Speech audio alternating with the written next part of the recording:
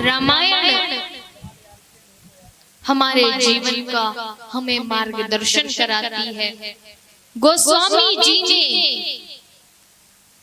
7 कांडों में रामायण की मानस की रचना की है। 7 कांड भक्ति के 7 सोपान हैं। कथा आती है कि जब गोस्वामी जी ने रामचरितमानस लिखना प्रारंभ किया तो गोस्वामी जी पूरा दिन रामायण लिखते, रामचरितमानस लिखते। रात्रि को विश्राम करके पुनः सुबह जैसे ही लिखने बैठते तो जो गत दिवस में लिखा था वह सब मिटा हुआ दिखाई देता है। कई दिनों तक ऐसा चलता रहा। अब गोस्वामी जी रोते हुए प्रभु से प्रार्थना कर रहे हैं कि अरे भगवान, क्या मेरे शब्द आपको स्वीकार्य नहीं है? कब तक प्रभु ऐसा ही चलता रहेगा? रो रो कर गोस्वामी जी प्रार्थना करते हैं।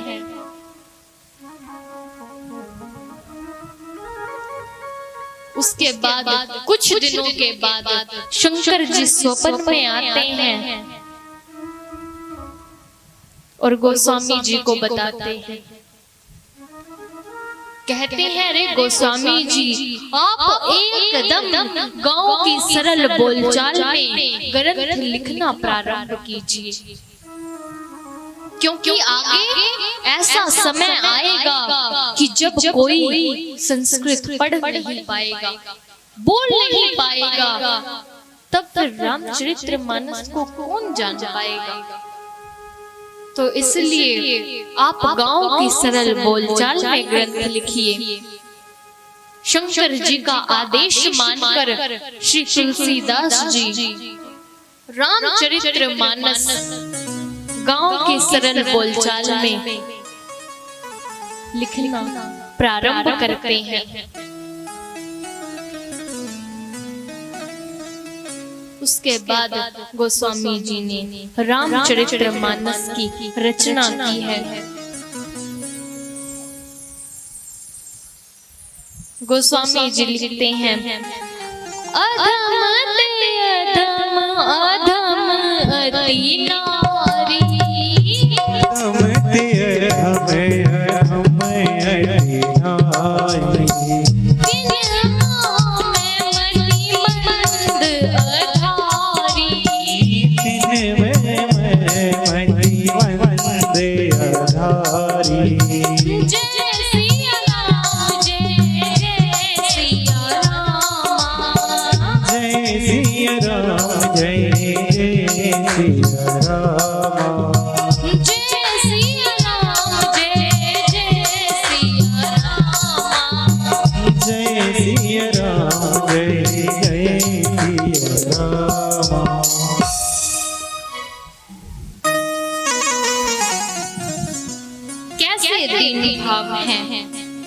शबरी जी में।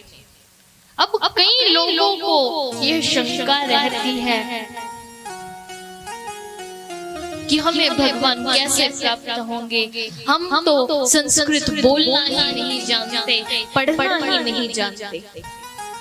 कई माताओं को यह शंका रहती है, लेकिन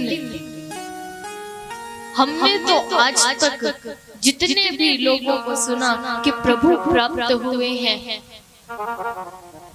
सभी को भाव के कारण प्राप्त हुए हैं। शबरी जी को प्रभु प्राप्त हुए तो भाव के कारण हुए, अन्यथा तो किस विश्वविद्यालय की शबरी जी के पास डिग्री थी? कितनी विद्वान शबरी जी थी।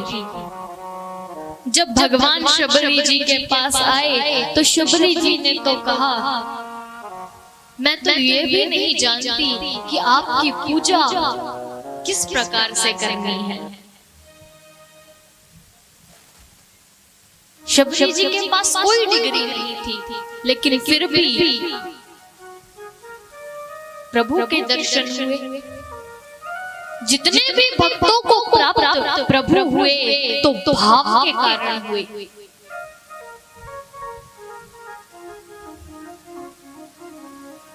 क्योंकि अगर प्रभु को प्राप्त करना है, अगर प्रभु की भक्ति करनी है, तो भक्ति में भाव होने चाहिए, सरलता होनी चाहिए, तब प्रभु प्राप्त होते हैं।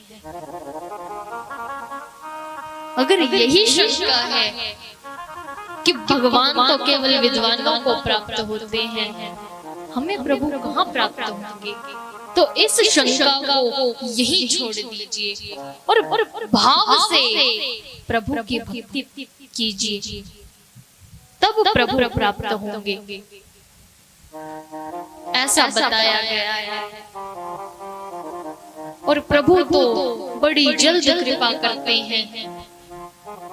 अगर हम प्रभु की ओर 10 कदम बढ़ाएंगे तो प्रभु हमारी ओर 1000 कदम बढ़ाएंगे।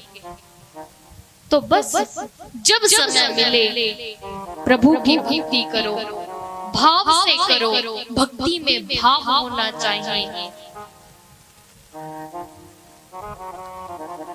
प्रथम श्लोक में गोस्वामी जी ने गणेश जी और सरस्वती जी को प्रणाम किया है, क्योंकि गणेश जी बुद्धि के देवता है और सरस्वती जी वाक शक्ति की देवी है। गोस्वामी जी को दोनों ही चाहिए, ज्ञान भी चाहिए और ज्ञान को भी व्यक्त करने के लिए शब्द भी चाहिए। तो प्रथम श्लोक में गोस्वामी जी ने गणेश जी और सरस्वती जी की वंदना की है, उन्हें प्रणाम किया है। दूसरे श्लोक में श्रद्धा की प्रतीक पार्वती जी को प्रणाम किया है। विश्वास के प्रतीक भगवान शिव को प्रणाम किया है।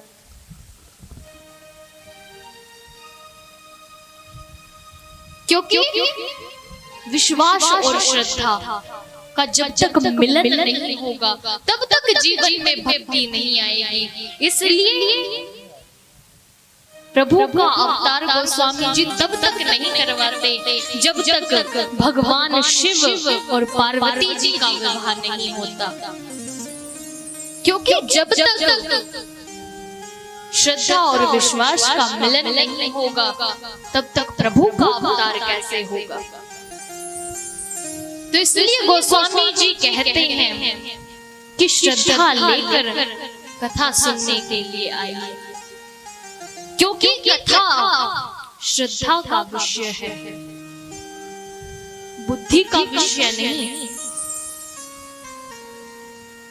बुद्धि का उपयोग आप संसार के व्यवहार में तो करें, लेकिन कृपा करके भगवान के व्यवहार में बुद्धि का उपयोग ना करें, क्योंकि भगवान तो बुद्धि से बहुत दूर रहते हैं और बुद्धि की तो एक सीमा होती है। जब बुद्धि की सीमा समाप्त हो जाती है तब प्रभु के प्रदेश की सीमा प्रारंभ होती है। अब अखंड ब्रह्म खंडित बुद्धि में कैसे समा सकते हैं? भगवान तो ब्रह्म है।